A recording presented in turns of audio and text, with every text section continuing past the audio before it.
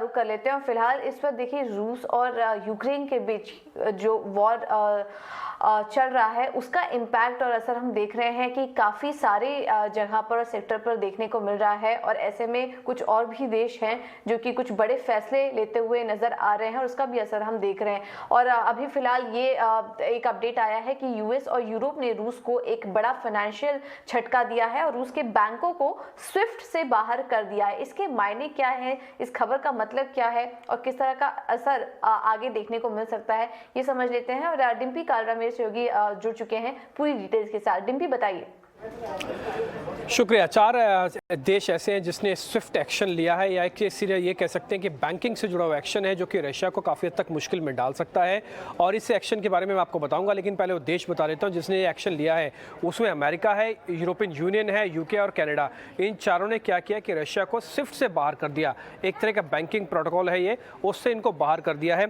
इससे होगा क्या कि स्विफ्ट ये लागू हो जाता है, यानी कि जिन देशों ने अपने बैंकिंग रिलेशन इनसे ख़त्म कर दिए हैं, तो उसके बाद से रूस की कुछ फाइनेंशियल दिक्कतें बढ़ सकती हैं।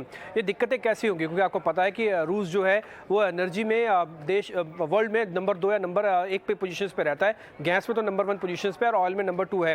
इन्हीं देशों के जो एक्सपोर्ट इंपोर्ट होता है उन दोनों पे भी असर पड़ेगा, क्योंकि बैंकिंग सिस्टम से अगर 4 बड़े देश आपको अलग थलग कर दे, यानी कि कोई आपसे लेन देन ना करें, तो उसका असर तो आपको देखने को मिलेगा।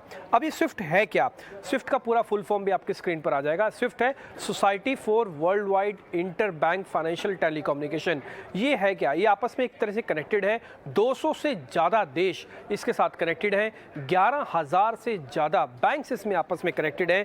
और इसका असर ये होता है कि जब भी कोई लेन देन हम करते हैं तो उसके ट्रांसफ़र की जानकारी हमको मिल जाती है। भारत भी इसी स्विफ्ट का एक हिस्सा है, उन्हीं 200 देशों में से एक है। लेकिन भारत ने अभी तक इस पर कोई फैसला नहीं लिया कि रूस के साथ अपने बैंकिंग रिलेशन खत्म करेगा या भी नहीं करेगा, यानी कि ट्रांजेक्शन हो पाएंगे नहीं हो पाएंगे। इसमें टिपिकली जो बैंक्स लेंड भी करते हैं रशियन कंपनीज को, वो भी रोक हो जाती है। तो इसलिए बहुत इंपॉर्टेंट है। इसका बेस जो है बेल्जियम में है और 11 से औद्योगिक देशों के सेंट्रल बैंक इसकी निगरानी करता है। आप इसमें ये समझ सकते हैं 200 से ज़्यादा देश हैं, तो आप ये जानिए कि आधी से ज़्यादा दुनिया इस पूरे सिस्टम पे आके काम करती है। स्विफ्ट से बाहर होने के नुकसान क्या क्या होते हैं? स्विफ्ट से बाहर होने का नुकसान ये होता है कि आप किसी भी ट्रेड पर आपके असर पड़ने लग जाता है, आपका लेन देन पे असर पड़ने लगेगा, आपका एक्सपोर्ट की पेमेंट रुक सकती है, विदेशी फंडिंग आपको जल्दी नहीं मिलती क्योंकि इससे रेटिंग आपकी कम हो जाती है। आपके उस देश की कंपनी जिस देश को इससे बाहर किया गया है उसको कोई लैंड नहीं करता, उसको कोई पैसा नहीं देता है और ग्लोबल मार्केट्स में भी इसकी जो रेटिंग है वो ख़राब हो जाती है। तो ये सारे के सारे नुकसान देखने को मिलते हैं। इससे पहले भी स्विफ्ट का कोई एक्शन हुआ है क्या?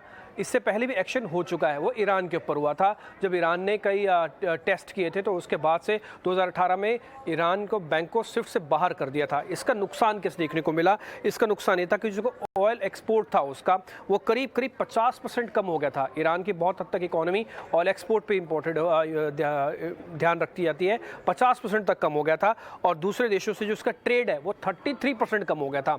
इसलिए स्विफ्ट की इंपॉर्टेंस इतनी ज़्यादा है। अगर 4 बड़े देश, उसमें सारे के सारे देश विकसित देश हैं, अगर वो स्विफ्ट के साथ ये कह देते हैं कि रूस को हम बाहर हैं, रूस से हम कोई लेन देन नहीं करेंगे, तो स्वाभाविक सी बात है रूस की फाइनेंशियल स्टेबिलिटी पे क्वेश्चन मार्क तो खड़ा हो ही जाएगा। ये था स्विफ्ट का पूरा लेखा जोखा।